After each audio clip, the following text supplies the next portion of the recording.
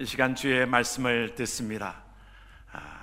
우리 송정문 목사님, 양무리의 본이 되는 임직자, 이미 임직자 되신 분들, 또한 오늘 임직받는 모든 자들에게 하나님의 은혜의 말씀이 되어지기를 원합니다. 목사님 나오실 때 하나님 앞에 영광으로 할렐루야로 찬양합니다.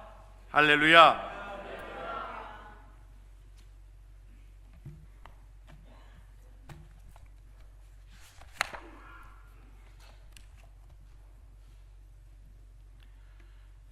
하나님은 지금도 일을 하고 계세요.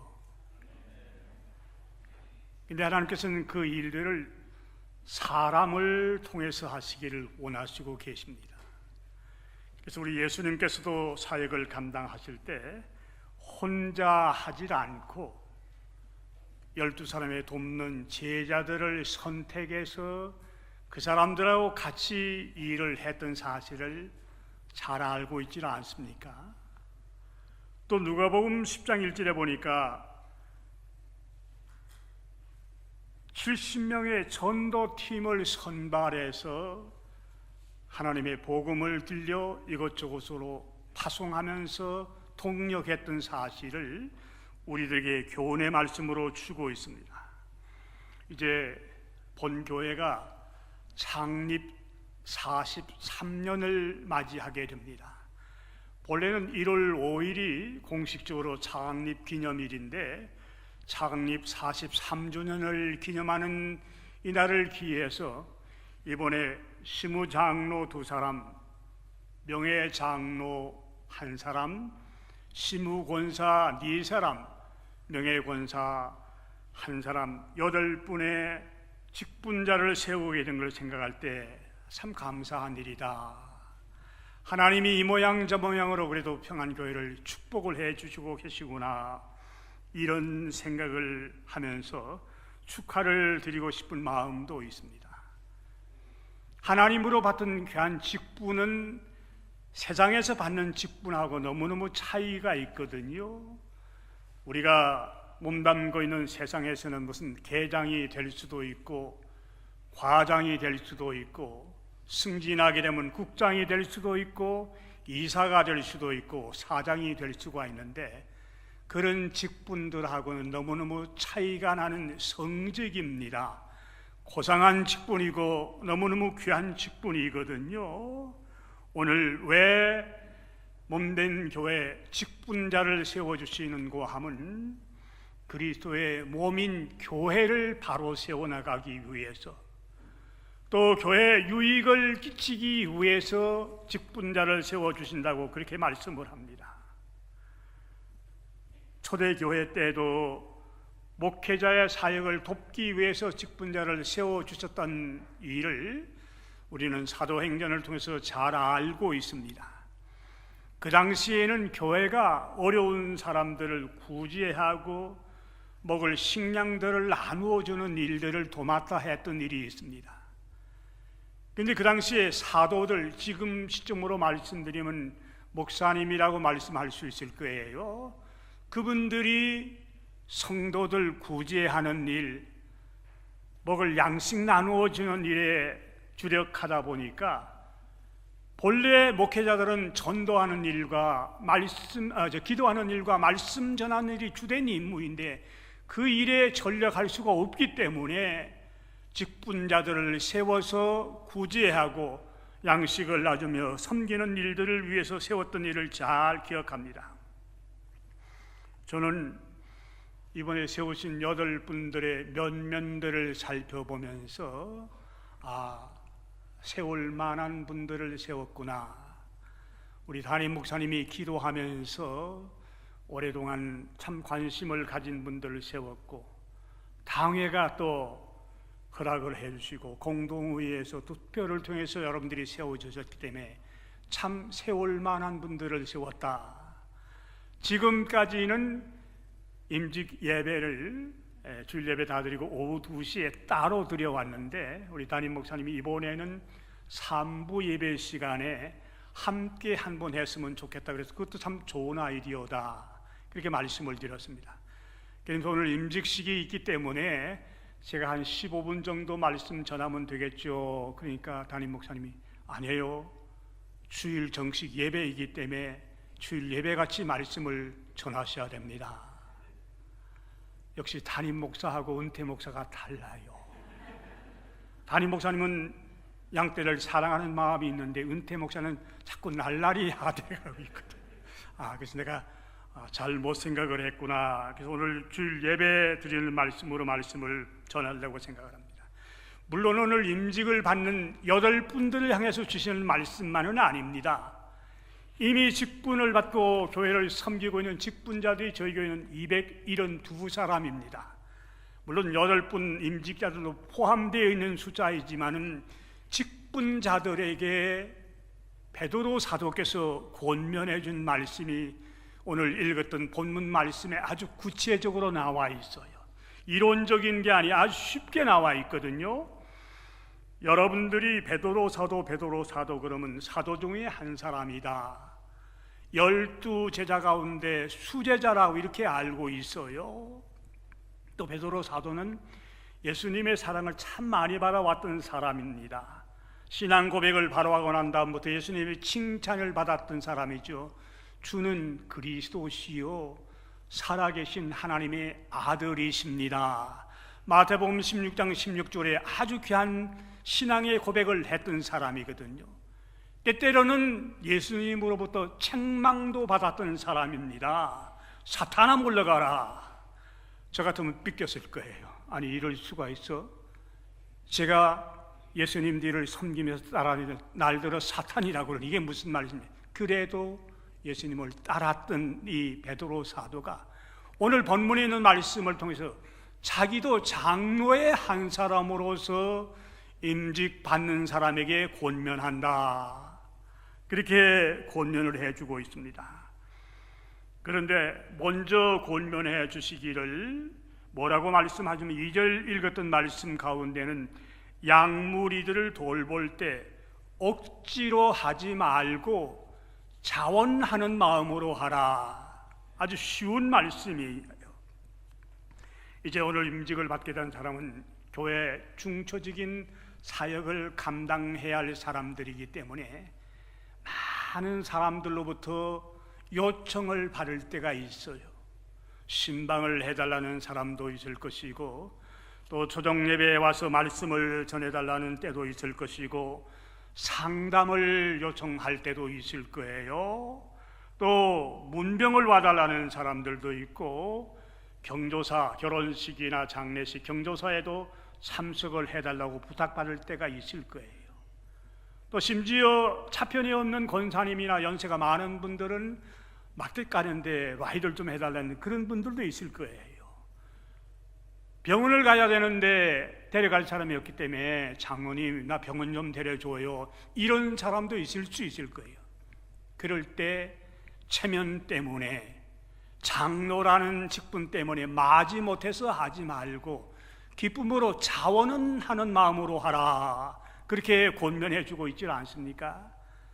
많은 이민교회를 섬기는 장로님들이나 중직자들이 체면 때문에 일하는 사람이 꽤 많이 있어요. 내가 장로인데 내가 권사인데 이 정도는 해야지 그러면서 교회를 섬기는 분도 있는데 베드로 장로는 아주 근본적인 문제로 자원하는 마음으로 양무리를 돌보라고 권면해 줍니다. 오늘 임직을 받는 여러분들은 구원의 은총에 감사해서 감격해서 체면 때문에 일하지 말고 체면 때문에 섬기지 말고 자원하는 마음으로 섬겨야 되거든요. 시편 기자가 고백했던 고백의 말씀을 기억하면서 나에게도 이런 고백이 있어야겠구나 하는 마음으로 섬겨야 할 텐데 시편 기자는 그렇게 말씀을 합니다. 내게 주신 모든 은혜를 내가 여호와께 무엇으로 보답할까? 시간 말아요. 나를 구원시키신 하나님의 은혜가 너무너무 크기 때문에 그게 너무너무 감사해서 그 은혜를 내가 어떻게 보답하면서 살아나갈 건가를 생각하라는 말씀입니다. 그래서 오늘 임직을 받는 여러분들은요, 목사님이 여러분에게 뭐 이 일을 부탁하실 때가 있어요. 그러면요, 목사님 왜 저에게 이런 일 맡기세요? 그런 소리 하지 마시고 먼저 목사님 제가 이 일 좀 하면 안 될까요? 이런 자세를 바꾸세요. 저도 개인적으로는요, 일선 목회를 은퇴한 사람이에요. 여러분 잘 알고 있잖아요. 벌써 거의 5년이 다 돼갑니다. 엊그제 같은데 벌써 은퇴한 지가 5년이 되어가는데, 은퇴한 이후에도 어떻게 하든지 하나님의 일에 한 모퉁이를 좀 감당했으면 좋겠다는 이런 마음으로, 자원하고 싶은 마음으로, 은혜를 무엇으로 보답받고 싶은 마음으로 지금도 일을 하고 있어요. 학교를 섬겼죠. 또 방송국도 섬긴 일이 있어요. 성시화를 섬기기도 하고, 이제 돌아오는 6월 2일 날은 월드미션대학교 총장직 임기가 6년 끝나기 때문에 거기 또 은퇴식을 또 한 번 해야 돼요. 그 이후에도 하나님이 건강 허락해 주시고 생명 연장시켜 주신다 그러면 주의 일에 지금 한 모퉁이를 감당하겠다는 계획을 가지고 준비를 하고 있어요. 뭐 제가 잘났다는 그런 뜻이 아니라 하나님께서 베풀어진 은혜가 너무너무 크고 감사하기 때문에 그 은혜를 무엇으로 보답하고 싶은 마음으로 주의 일에 한 모퉁이를 감당하고 싶은 말이 있거든요. 오늘 임직자 여러분들, 베드로 장로님께서 권면해 준 쉬운 말이에요. 구체적인 말이에요. 이론적인 이론이 아닙니다. 양무리를 섬길 때는 마지못해서 억지로 체면 때문에 하지 말고 자원하는 마음으로 섬기라고 권면해 줬기 때문에 이렇게 섬겨야 하는 다짐들을 가지시는 임직자들과 이미 직분을 받아 섬기고 계신 여러분들이 되시기를 주님의 이름으로 부탁을 드려봅니다. 두 번째 권면해 준 말씀, 같은 2절 하반절에 있는 말씀인데, 더러운 이득을 위하여 하지 말고 기꺼이 하라. 굉장히 좀 어려운 표현이고, 잘못하면 이 말씀을 통해서도 시험받는 분이 있을지 몰라요. 제가 이민교회를 한 42년 동안 관계하면서 섬기고 있는데 별별 사람들을 만나기도 하고 보기도 했는데, 제가 알고 있는 것은 장로님 한 분은 보험을 하는 분이에요. 근데 그분이 세 교회, 큰 교회 세 교회에다 적을 두고 등록을 했어요. 1부 예배는 A교회, 2부 예배는 B교회, 3부 예배는 C교회. 그러면서 카드를, 명함을 돌려요. 저건 아닌데, 저건 아닌데. 교회를 자기의 이윤의 터전으로 삼지 말라는 베드로 장로의 말씀이 오늘 우리에게 뭘 가르쳐 주는지를 알고 있지 않겠습니까? 교회는 자기 재물 드리고 자기 시간 드리고 자기 재능 드리고 기꺼이 자기가 섬기는 것이지, 교회를 통해서 뭘 얻어야 되겠다, 이윤을 얻어야 되겠다, 이런 생각 가지지 말라는 얘기입니다. 제가 동양선교교회를 오래 섬겼었는데 거기 이제 교육관을 건축하게 되었어요. 그래서 건축위원회가 조직이 되고 건축위원들이 모여서 제일 먼저 결정한 게 한 가지가 있는데, 뭔고 하면 동양선교회도 건축업자들이 꽤 많이 있어요. 뭐 건축회사를 하는 장로님도 있고 집사님들도 여러분들이 계신데, 건축위원회에서 제일 먼저 동양선교교회 직분을 가지고 있는 사람들은 배제한다, 쓰지 않는다는 말입니다. 처음에는 이해가 안 되는지 모르지만 나중에 연세가 드신 장로님들의 이론적인 설명을 드리면 이해가 되겠구나. 처음에는 내가 섬기는 교회니까 내가 정성껏 보답하겠습니다, 그렇게 처음에는 마음을 가지는데요, 그게 잘 안 돼요. 건축공사를 해보신 분은 알지만은 6개월 만에 끝난다 그러면 8개월, 9개월 걸리거든요. 그러면 성도들이 계속 컴플레인을 합니다. 장로님, 그 공사가 왜 이래요 저래요 그러면서 1000명이면 1000명이 다 시어머니가 되거든요. 그러니까 그분도 시험받고, 자기가 늦추려고 해서 늦어지는 게 아닙니다. 인스펙션 과정들이 있고 한 단계 끝나면 그 다음 단계 인스펙션 받고 또 해야 되는데, 인스펙터를 부르면 우리가 원하는 시간대로 오는 게 아니거든요. 일주일 뒤에 온다고 그랬다가도 또 2주일로 넘어질 때도 있고, 자꾸 그러니까 본인도 시험받고 또 공사가 잘못되면요, 같은 교인들을 책망하기가 어려워요. 장로님 이러면서 그러지를 못해요. 제가 이 교회 부임을 하고서 건축공사를 하면서 저도 그 원칙을 주장을 하면서 건축위원회에서 그런 말을 했습니다. 미안하지만 우리 교회에 계시는 분들은 쓰지 않는 게 좋겠다. 근데 그때 플라밍 하는 집사님 한 분이 계셨는데 건축 오파를 넣었어요. 자기가 한번 맡아서 해보겠다. 근데 우리 건축위원회에서 미안하지만 그걸 받을 수 없다고. 그분이 시험 들어가지고요, 내가 섬기는 교회인데, 내가 정성껏 하려고 그러는데, 좋은 재료 쓰려고 그러는데 목사님이 나를 그렇게 못 믿어주면 교회를 떠났어요. 그 집에 찾아가서 제가 사정하면서 경위를 설명해 드리려고 몇 번 찾아갔는데, 3번이나 찾아갔는데 안에 있으면서도 문을 열어주질 않아요. 목사님 만나고 싶은 생각 없습니다. 열받더라고요. 아니, 목사가 밤중에 일 다 끝나고 일부러 밤중에 8시나 이렇게 사람이 있는 걸 알고 그 시간에 찾아갔는데도 3번 다 빠꾸당하고 왔어요. 그런데 지나놓고 보니까 내가 잘못한 건 아닌 것 같아요. 만약에 그분에게 공사를 맡겨가지고요, 잘 끝나면 다행인데 뭐가 잘 안 되고 공사가 지연이 되고 생각했던 보다 돈이 더 많이 들어가면요, 그분 다른 데로 시험을 받아요. LA에서 있었던 얘기입니다. 신문에 지상 공개된 얘기인데 잘 알고 있는 사람도 많이 있어요. 우리하고 가까운 교회는 어떤 교회 재정 담당, 거기는 장로가 아니고 안수 집사님이 담당하셨는데 교회 돈을 60만 불을 뽑아가지고요, 노름을 했어요. 신문에 크게 대문짝만 하게 나고 교회가 발칵 뒤집어졌죠. 그 목사님도 뭐 사이 뭘 한다, 내가 감독을 잘못했기 때문에 책임이 있다. 그래서 그 목사님이 이번 6월 말 그만둬요. 오래된 얘기인데 그만두게 되는데, 자, 하나님의 몸된 교회, 이런 생각하지만 섬기면서 안 된다는 얘기거든요. 오늘 임직받는 그런 분들에게, 우리 교회는 그런 분들이 분명히 없는 줄 알고 있어요. 그러나 직분을 가지고 사는 우리들에게 보편적인 입장에서 교회를 통해서 이득을 취할 생각하지 말아라, 그 말씀 기억하셔야 될 것이고, 주장하는 자세로 하지 말고 양무리의 본이 되라. 오늘 제가 설교 제목을 그렇게 잡았죠. 직분을 맡게 되면요, 자기도 모르는 가운데 목에 힘이 들어가요. 우리 장로님들 그렇다는 얘기는 시험 들면 안 돼요. 여러분들 두고 하는 말은 아닙니다. 서리 집사나 안수 집사할 때는 고분고분하고요, 순종도 잘하고요, 목사님이 시키면 내내 하다가 장로가 되면요, 목에 힘이 들어서 그런 분들이 많이 있어요. 좀 많이 보았었어요. 그런데 저희 교회에는 그런 분들이 없었던 게 다행이고, 제가 이제 내년이 되면 이 교회하고 관계를 맺은 지 꼭 30년이 되는데, 30년 나간 동안 평안교회에는 분쟁이나 싸움이 없었어요. 직분자들이 괜찮았다는 말씀이거든요.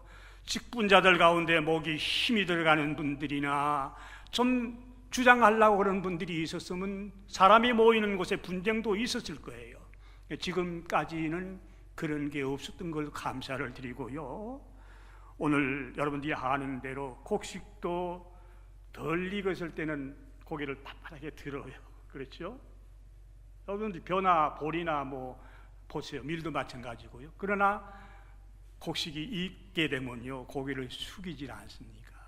바울 사도 같은 사람은요, 가장 성공적인 크리스천의 삶을 살았다고 자다가 다 인정하는 대단한 사람입니다. 태어날 때부터 로마 시민권을 가지고 태어났거든요.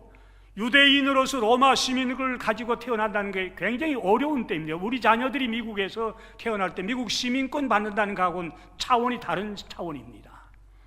그리고 그 당시에 유대 나라에서 7대 석학이라 불리우는 가마리알 밑에서 공부를 한 사람이거든요. 대단한 사람입니다. 지금 시점 말씀드리면 하버드나 예일에서 공부했던 사람이라고 그래도 과언이 아닙니다. 교권을 가지고 있는 대제사장들로부터 젊은 전도자라고 인정을 받는 사람이거든요.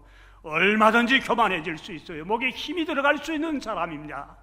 근데 바울 사도는요, 은혜를 받을수록 자기를 낮추는데, 고린도서 15장 9절이니까 자기는 사도 중에 작은 자라, 그렇게 자기를 낮추고 있어요. 에베소서 3장 8절에 보니까 성도 중에 지극히 작은 자라. 디모데전서 15절에는 죄인 중에 괴수라고 그랬습니다. 그 다음에 고린도서 15장 8절에는 만삭되지 못한 사람이다. 8달 반 만에 태어났던 사람이다. 자기를 비하시키는 건 아닙니다. 은혜를 받고 나니까 겸손해졌다는 말씀이거든요. 절대 군림하겠다고 주장하는 자세를 가지고 하지 않았습니다.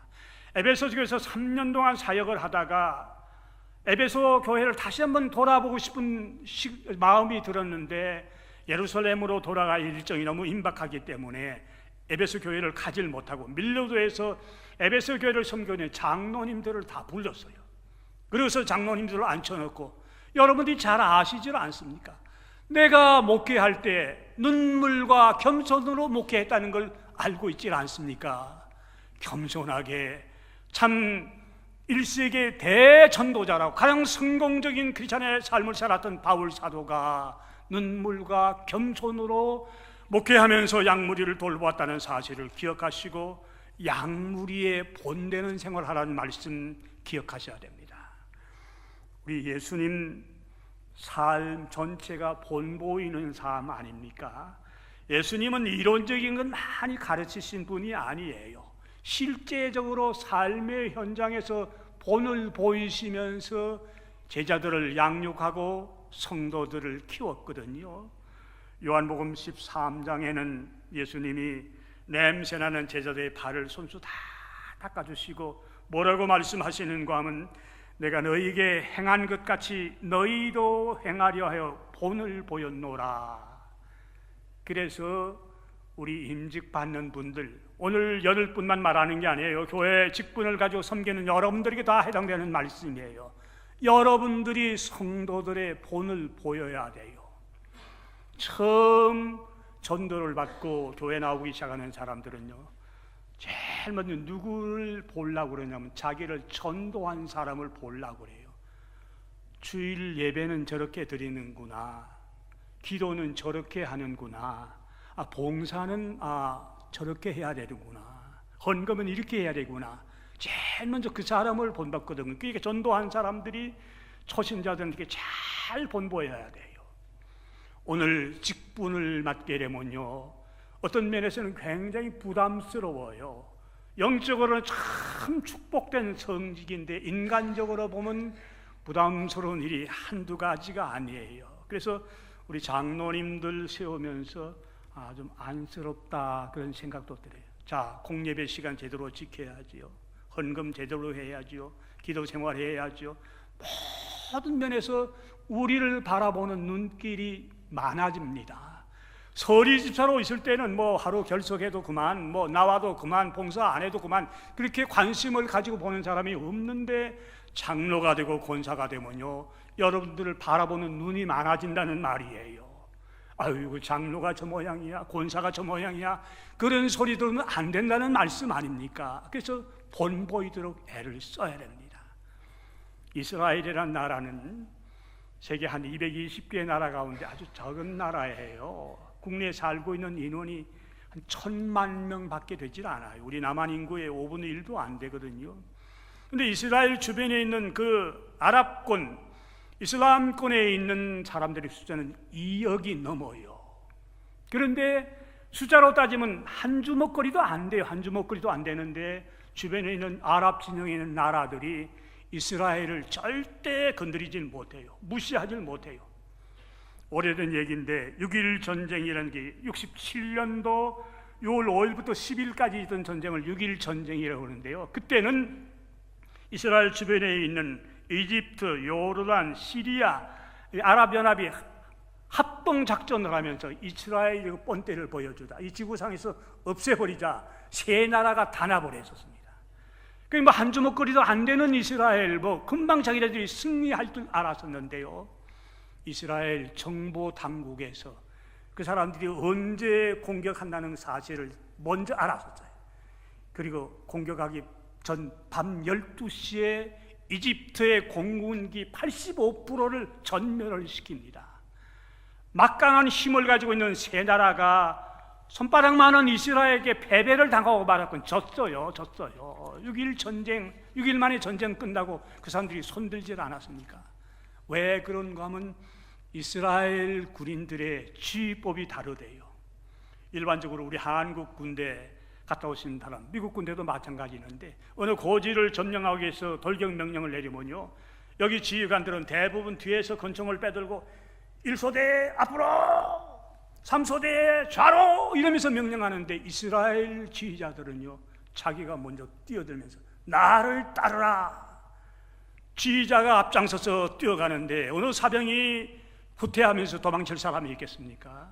앞장서서 본을 보였던 군대이기 때문에 이스라엘이 강한 나라가 되었다. 저 어떤 책에서 읽었었는데, 우리 양무리의 본이 되셔야 됩니다. 어려운 일인지 알지만은 예배 시간, 헌금 시간, 기도 시간, 봉사 시간 모든 면에서 본을 보여야 되거든요.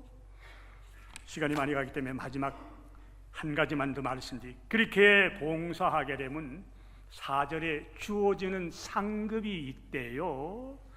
본문에는 시들지 않는 영광의 면류관을 준다.